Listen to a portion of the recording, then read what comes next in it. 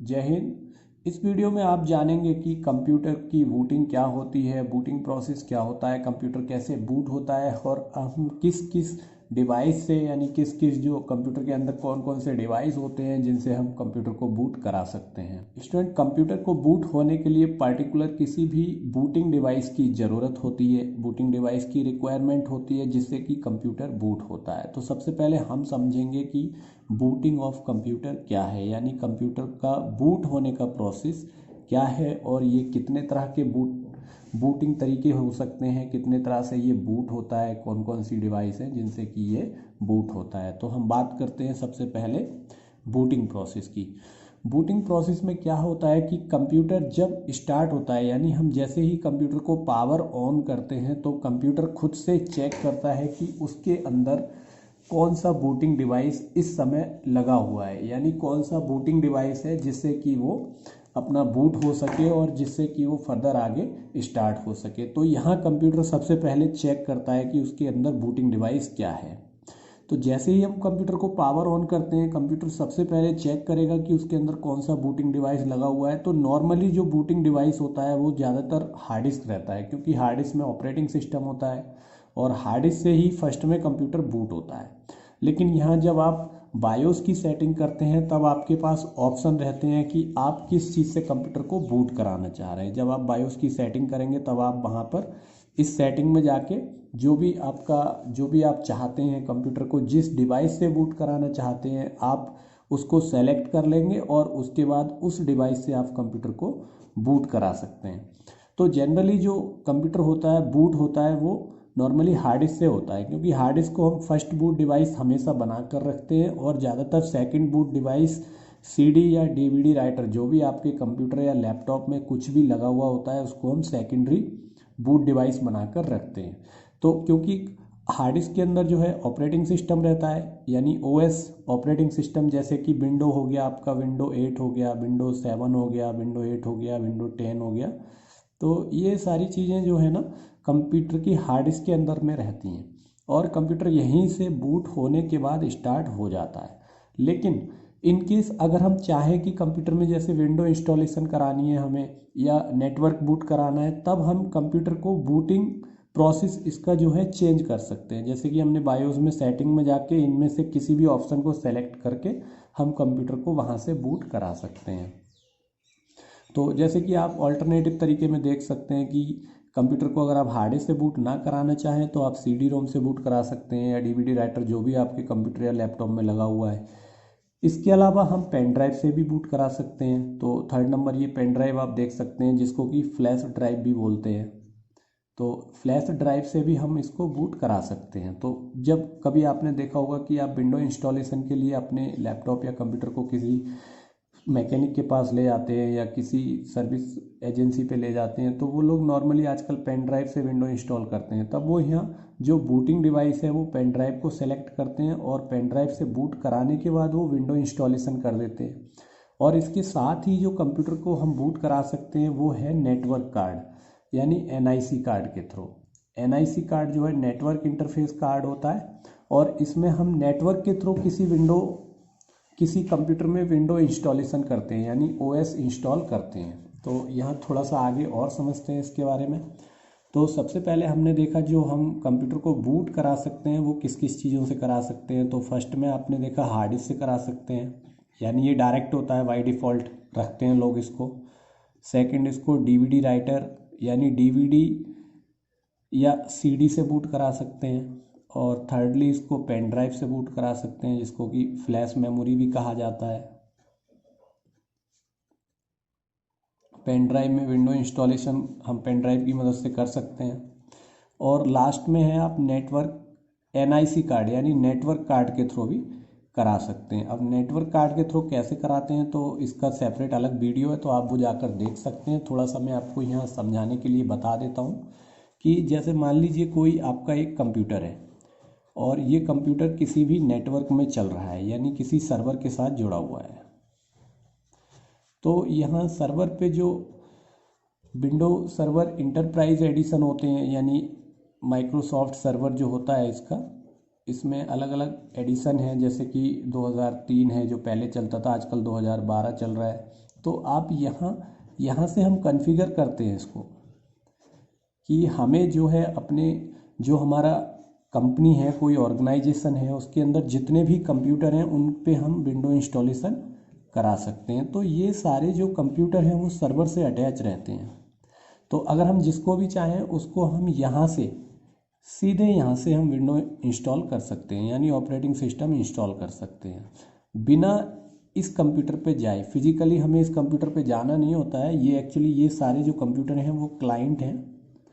यहाँ हम server client model की बात कर रहे हैं। तो सर्वर क्लाइंट मॉडल के बारे में और अलग अलग वीडियो हैं, आप चैनल पर जाकर वो देख लीजिए। आपको बेसिकली अच्छे से समझ आ जाएंगे कि सर्वर और क्लाइंट क्या होते हैं। तो सर्वर और क्लाइंट के केस में सिर्फ ये सर्वर कंप्यूटर पे हम कॉन्फ़िगरेशन कर देते हैं, यानी हम ये ऐसी सेटिंग कर देते हैं कि भाई हमारा जो भी क्लाइंट है, जो भी क्लाइंट पीसी है हमारे, जैसे ये 1 2 3 हमारे 3 क्लाइंट पीसी हैं। मान लीजिए किसी ऑफिस में 3 क्लाइंट पीसी हैं किसी कंपनी के, और सर्वर पे हमने कॉन्फ़िगरेशन कर दी। तो यहाँ पे सर्वर पे बैठे बैठे ही हम यह विंडो इंस्टॉल कर सकते हैं, मतलब आपको कहीं जाने की ज़रूरत नहीं है। और ये सब किसके थ्रू होगा? NIC कार्ड के थ्रू, क्योंकि हर एक पीसी में NIC कार्ड लगा रहता है, ईथरनेट पोर्ट। और इसके अलावा वाईफाई कॉन्फ़िगरेशन भी होती है, तो वाईफाई के थ्रू भी हम कर सकते हैं। तो ये सारी चीज़ें सर्वर पर बैठे बैठे ही जो सर्वर का एडमिनिस्ट्रेटर होता है वो अपने क्लाइंट पीसी पर विंडो इंस्टॉल कर सकता है, यानी क्लाइंट पीसी को सर्वर से डायरेक्ट बूट करा सकता है। तो यहाँ आपने देखा कि हम कितने तरीके से नॉर्मली जो जनरल सिनेरियो होता है उसमें हम कितने तरीके से कर सकते हैं। हार्ड डिस्क से कर सकते हैं, CD राइटर से कर सकते हैं, पेन ड्राइव से कर सकते हैं, और नेटवर्क कार्ड से कर सकते हैं। तो ये रही कंप्यूटर के बूटिंग प्रोसेस की बात। अब हम बात करते हैं कि कंप्यूटर में बूट कितने तरह का होता है, टाइप्स ऑफ बूट।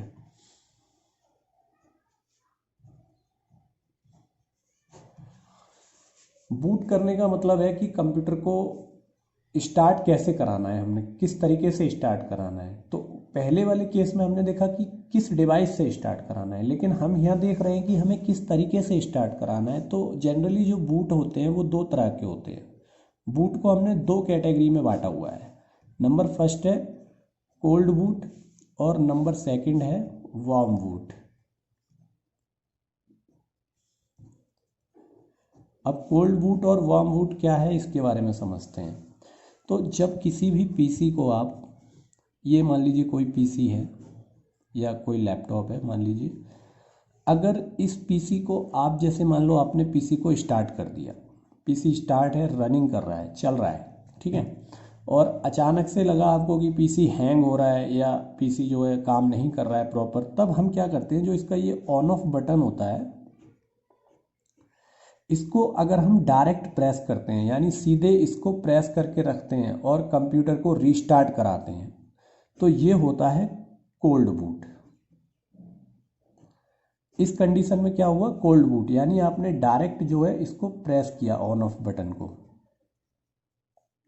आपने ऑन ऑफ बटन को डायरेक्ट प्रेस किया, तब जो कंप्यूटर होगा वो कोल्ड बूट होगा, नंबर 1 कंडीशन। अब इसी पीसी को अगर हम नंबर 2 कंडीशन में क्या करते हैं कि इसी पीसी को हम कैसे रिस्टार्ट कराते हैं, यानी आपने यहाँ रिस्टार्ट किया है इसको, ठीक है, तो वो भी कैसे? डायरेक्ट बटन को प्रेस करके, कंप्यूटर के बटन को, और उसको रिस्टार्ट कर दिया, तो ये कहलाता है कोल्ड बूट, पहली कंडीशन। दूसरी कंडीशन में क्या होता है कि इसी पीसी को अगर हम स्टार्ट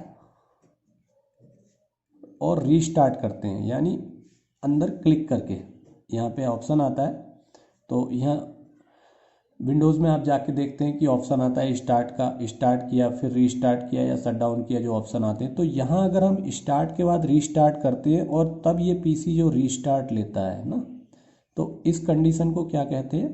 वार्म बूट।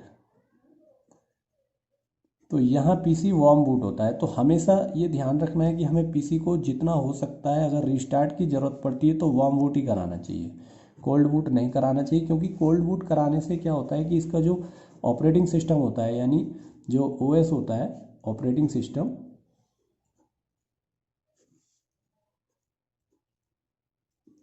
जैसे कि विंडो 7, विंडो 10 या जो भी ऑपरेटिंग सिस्टम आपका लगा हुआ है कंप्यूटर के साथ में, तो वो करप्ट हो जाता है। यहाँ पे क्या होगा, ये करप्ट हो जाएगा, यानी ये काम नहीं करेगा ठीक से। तो उस कंडीशन में क्या होता है कि विंडोज़ करप्ट हो जाती है और बार बार पीसी हैंग होने लगता है, कुछ एक ड्राइवर्स उड़ जाते हैं, कुछ एक प्रोग्रामिंग जो है करप्ट होने की वजह से पीसी काम नहीं करता है। तो फिर बार बार आपको ले जाना पड़ेगा, विंडो इंस्टॉलेशन करानी पड़ेगी, फालतू का खर्चा होगा। तो ये सारी चीज़ों को अवॉइड करने के लिए हमेशा ध्यान रखना है कि हमें पीसी को वार्म बूट ही कराना है। तो पीसी को वार्म बूट कराने का यही फ़ायदा है कि आपका पीसी प्रॉपर रीस्टार्ट होगा, यानी उसको जो भी उसका पोस्ट होता है पावर ऑन सेल्फ टेस्ट, तो अब पोस्ट है क्या, तो इसके बारे में सेपरेट अलग वीडियो है, तो वो आप जाकर देख लीजिए, पोस्ट के बारे में आपको कंप्लीट जानकारी मिल जाएगी। तो पीसी पोस्ट लेगा, पावर ऑन सेल्फ टेस्ट करेगा, सारे डिवाइसेस चेक करेगा, प्रॉपर स्टार्ट होगा। तो ये जो तरीका है ना वार्म बूट वाला, ये तरीका सबसे बेटर होता है। तो कोल्ड बूट की कंडीशन ऐसी आ जाती है कि पीसी अगर हैंग हो गया, बिल्कुल काम ही नहीं कर रहा है, तो उस कंडीशन में कभी कभी कोल्ड बूट हमें कराना पड़ जाता है। तो बहुत रेयर केस में हम करा सकते हैं, माइनर केस में, लेकिन हमेशा हमें वार्म बूट ही कराना चाहिए। तो ये था टाइप ऑफ बूट, कितने तरह के बूट होते हैं। तो आज की वीडियो में हमने कवर किया कि कंप्यूटर बूट कैसे होता है, बूटिंग प्रोसेस क्या होता है, किन किन डिवाइसों से बूट हो जाता है, और इसको कैसे कैसे बूट कराते हैं, अगर नेटवर्क में है तो कैसे बूट होगा, और सिंगल कंप्यूटर तो इन सभी डिवाइस की मदद से बूट हो ही जाता है। यहाँ इस वाली कंडीशन में सिर्फ नेटवर्क की बात होती है। एनआईसी कार्ड से जो बूट होगा वो सिर्फ नेटवर्क में होगा, जो मैंने मॉडल आपको यहाँ दिखाया है बना के, तो ये सिर्फ नेटवर्क के केस में है। अगर कंप्यूटर नेटवर्क में है तब आप एनआईसी कार्ड की मदद से बूट कर सकते हैं। और नेटवर्क में हमेशा 1 से 2 कंप्यूटर होते हैं, कभी भी सिंगल कंप्यूटर नेटवर्क में नहीं होता है, एक से ज़्यादा, more than 1 computer will be in network. तो हमेशा यहाँ ध्यान रखना है कि नेटवर्क में अगर कंप्यूटर होगा तो 1 से ज़्यादा ही होगा, वो 2 हो सकते हैं, 4 हो सकते हैं, 10 हो सकते हैं, या मोर देन 10 हो सकते हैं। और इसके बाद हमने जाना कि टाइप्स ऑफ बूट क्या है, कितने तरह का बूट होता है कंप्यूटर में। तो यहाँ पर आपने ये भी देखा और इसको जाना। तो आशा है कि जो वीडियो आपको मैंने समझाया है, बताया, उसको पसंद आया होगा, आपको समझ में आया होगा, कुछ ना कुछ नया सीखने को मिला होगा। मिलते हैं नेक्स्ट वीडियो में। और बाकी अगर आप पोस्ट वगैरह की वीडियो देखना चाहें तो चैनल पर बाकी और वीडियो लगे हुए हैं, चैनल पर रन कर रहे हैं, तो वो आप जाकर देख सकते हैं और समझ सकते हैं। स्पेशली जो स्टूडेंट ओ लेवल करते हैं और CCC के जो स्टूडेंट होते हैं, या जो बेसिक कोर्स करते हैं, या ADCA वगैरह करते हैं, और इसके साथ साथ जो एडवांस कोर्स करते हैं कंप्यूटर के, उन सब स्टूडेंट के लिए ये वीडियो काफ़ी हेल्पफुल है। तो आप इसको अच्छे से समझ सकते हैं, और इसमें बहुत सारे क्वेश्चन भी बन जाते हैं। जैसे पहला क्वेश्चन बन जाता है कि टाइप्स ऑफ बूट कितने हैं। तो यहाँ पे आपने देखा कि 2 तरह के बूट टाइप होते हैं, और इसके साथ ही किन किन डिवाइस से हम बूट करा सकते हैं कंप्यूटर को। तो ये इस तरह के क्वेश्चन बन जाते हैं। अगर आप इसको डीपली पढ़ लेंगे तो फिर आपको कोई भी क्वेश्चन का आंसर देने में आसानी होगी, चाहे वो ये किसी भी कैटेगरी का क्वेश्चन हो। तो आई होप कि वीडियो आपको पसंद आया होगा, समझ आया होगा। मिलते हैं आपसे अगली वीडियो में। जय हिंद।